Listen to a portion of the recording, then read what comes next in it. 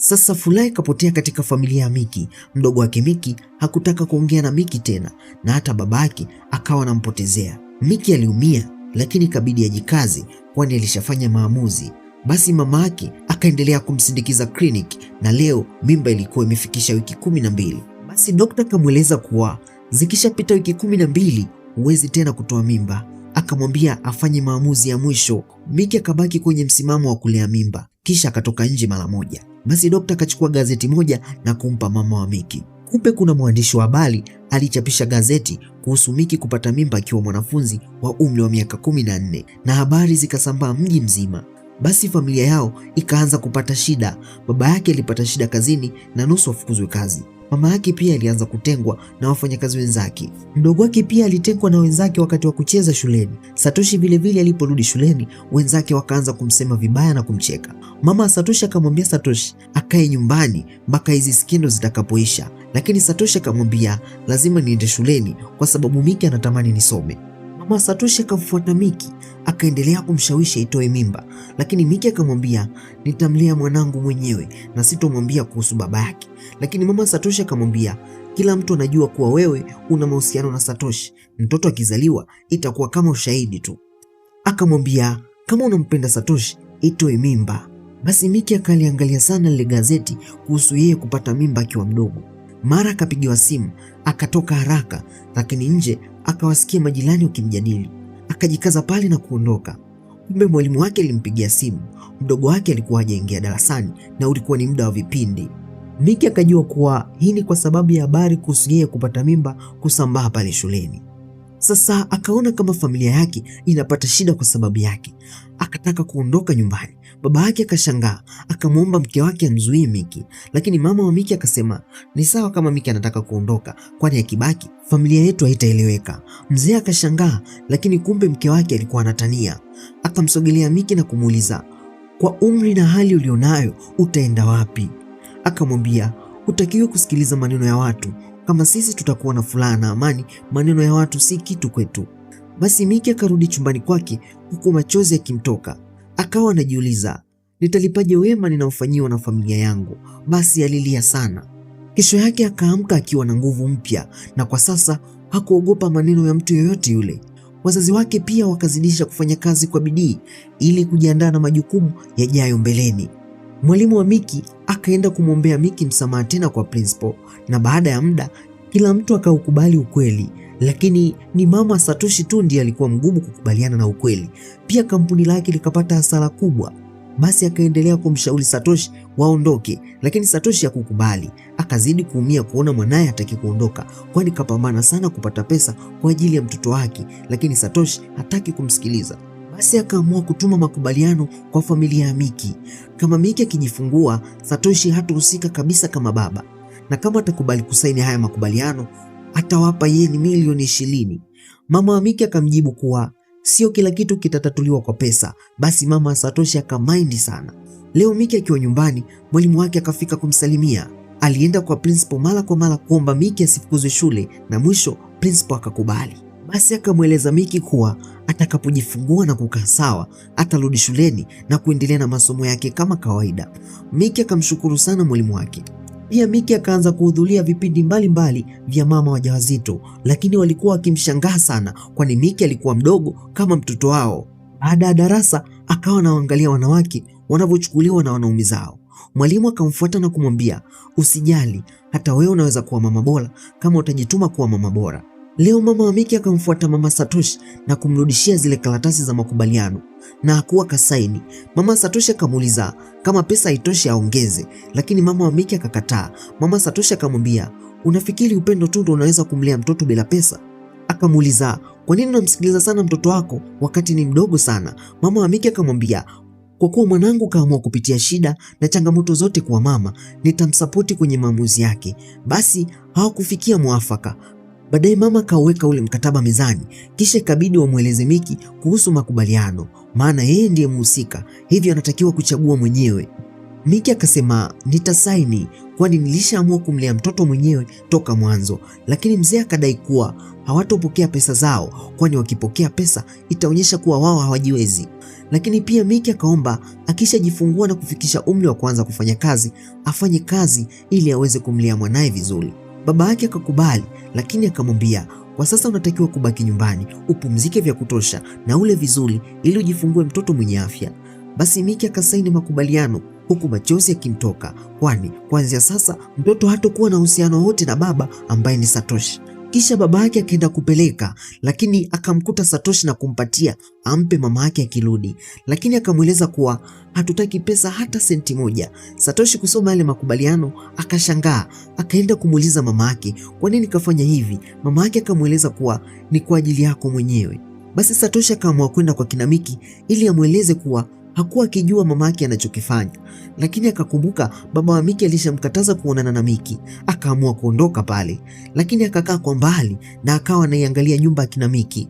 Miki naye akawa anarudi kutoka clinic, lakini kwa mbali akamwona Satoshi, akajisahau hata kushuka kwenye basi. Basi linapoondoka akashtuka na kuanza kumpungia mkono Satoshi, kwani alikuwa bado anampenda sana. Aliposhuka kwenye basi, matone ya barafu yakawa yanashuka, akajifunika vizuri koti lake, lakini ghafla akaanza kupata maumivu ya tumbo yakazidi na Miki akadondoka chini. Basi haraka akawaishwa hospitali. Kwa bahati nzuri alikuwa vizuri na maendeleo yalikuwa mazuri, lakini dokta akawaeleza kuwa maumivu ya tumbo sio dalili nzuri, hivyo ni vema alazwe ili wamwangalie vizuri. Huku mama wa Satoshi akafika haraka na kumwambia mwanaye tupaki vitu vyetu tusepe. Satoshi hakujua shida ni nini, lakini kesho mapema asubuhi watu kibao waliokuwa wanamdai pesa kwenye kampuni wakafika. Lakini tayari mama Satoshi alishakuwa kahamia hotelini. Akamwambia Satoshi, usijali mwanangu, kila kitu kitakuwa sawa.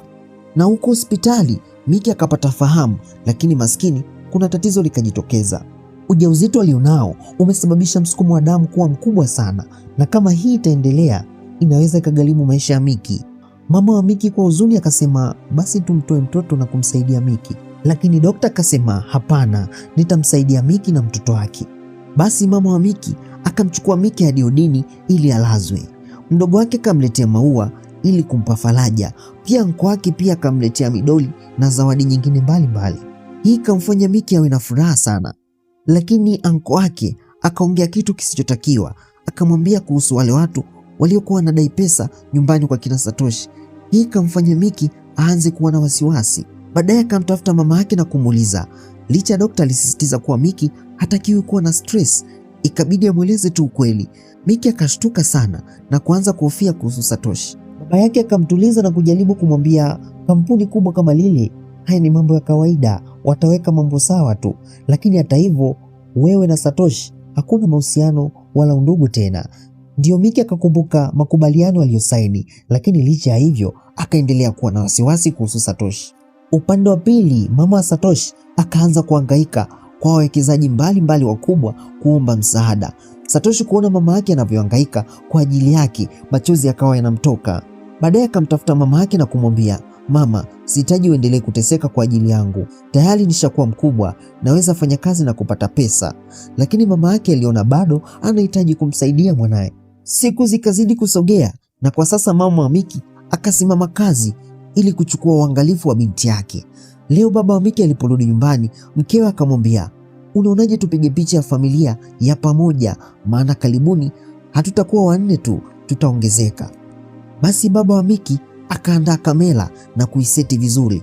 Majirani wakapita wakiwaongelea, lakini hawakuwazingatia. Kamera ikasetiwa kisha ikapigwa picha moja kali sana familia. Kesho Miki akaenda kununua baadhi ya nguo kwa ajili ya mtoto wake ajaye, lakini alipokaa pembeni ya barabara kupumzika, maskini yale maumivu ya tumbo yakaanza tena. Akajikaza na kumpigia mama yake simu, lakini maskini maumivu yakawa yanazidi kuongezeka. Mama yake kuangalia kalenda akaona ni kweli siku za kujifungua zinakaribia, ingawaje ni bado. Basi haraka kaelekea huko. Sasa mwandishi wa habari aliyechapisha gazeti kuhusu Miki kupata mimba akamwona Miki njiani. Akasogea na kumuuliza kama Miki anahitaji msaada, lakini Miki akasema hapana, kwani alijua mama yake atafika si punde, lakini maumivu yakazidi. Mwandishi wa habari akasimamisha taksi na kumchukua Miki, akamuuliza ni hospitali gani ampeleke. Miki akajikaza na kuchukua dale ambayo ilikuwa imeandikwa anwani ya ile hospitali. Akafikishwa hadi hospitali na dokta akampokea. Mwandishi wa habari akarudi kwenye taxi, lakini akaiona ile dale ya Miki ambapo Miki alisahau bahati mbaya. Basi akaamua kuichukua. Sipunde mama wa Miki akafika hospitali akiwa na wasiwasi sana. Akamshika mkono Miki na kumfariji, usijali mwanangu, utakuwa sawa tu. Baba wa Miki kazini alijawa na mawazo. Dokta baada ya kumwangalia Miki akagundua kuwa tayari yupo kwenye leba, na ndio maana alikuwa akipata maumivu. Akawaambia manesi wajiandae chap kwa ajili ya kuzalisha, japo mimba ilikuwa na miezi 8. Basi akamwambia mama wa Miki, usijali, hata kama mtoto atakuwa na uzito kidogo, baada ya wiki chache atakaa sawa tu, na nitafanya kadri niwezavyo kuhakikisha Miki naye anakuwa salama. Baba wa Miki naye akafika hospitali na alikuwa na wasiwasi sana. Akajaribu kuweka uso wake sawa, lakini wapi. Huku maskini hali ya Miki kaendelea kuwa mbaya kadri ya muda unavyosogea. Dokta kuja kumwangalia akagundua kuwa kuna shida. Placenta ilikuwa imekaa sehemu isiyo sahihi na hii ni hatari sana kwa maisha yake. Akawaambia wazazi wa Miki, Miki natakiwa apelekwe hospitali kubwa ya mji ili akafanyiwa operation ya haraka kuokoa maisha yake na ya mtoto. Hali ya Miki ikazidi kuwa mbaya. Familia nzima wakamshika mkono na kumpa matumaini. Basi haraka ambulance ikamchukua hadi hospitali ya mji. Madokta bila kuchelewa wakampokea, japo alikuwa na hali mbaya. Alibaki akimwita Satoshi, kisha akaingizwa moja kwa moja katika chumba cha operation. Mama wa Miki kuona mwanaye anaingia chumba cha operation, machozi akawa yanamtoka. Baba yake akaenda moja kwa moja kumpigia simu Satoshi ili atimize ombi la Miki, lakini maskini simu haikupatikana.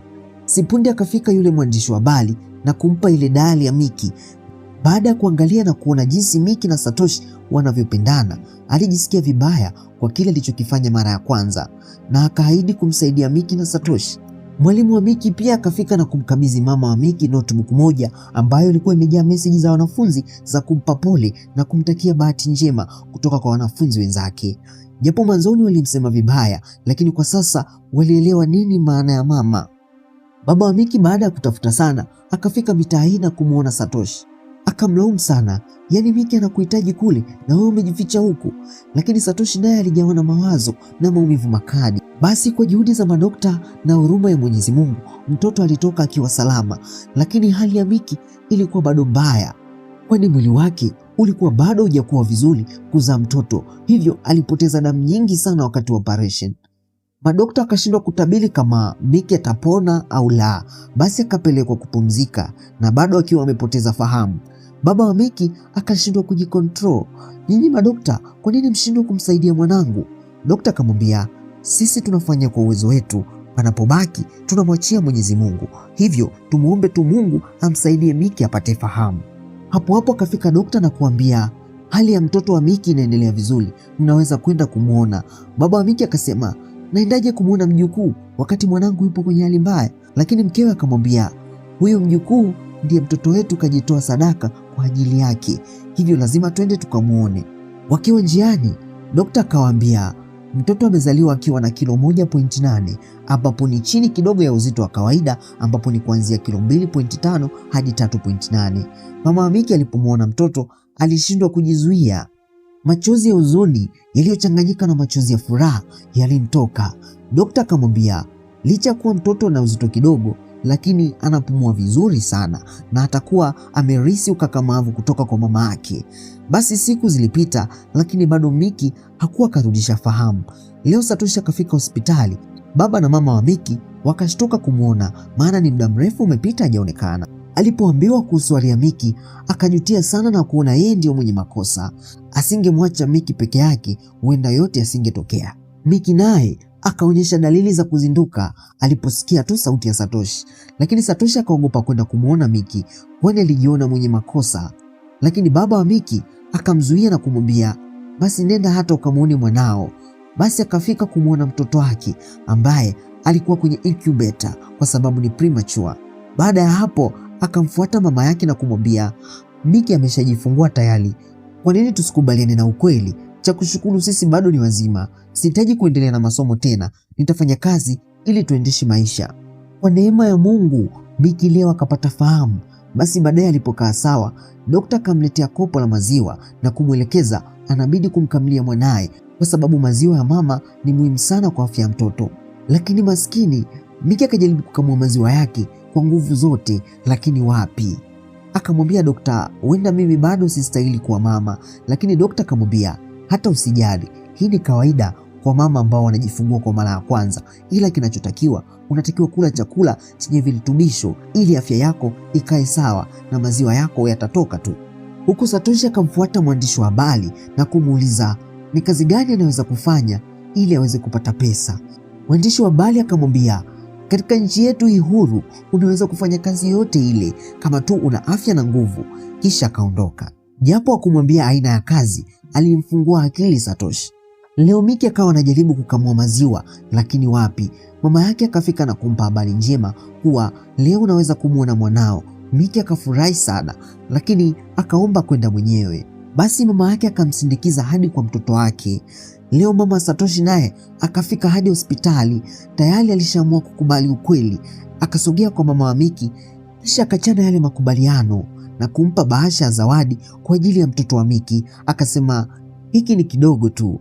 Mama wa Miki akabaki anashangaa, akataka kumrudishia, lakini mama Satoshi alikuwa ashaondoka.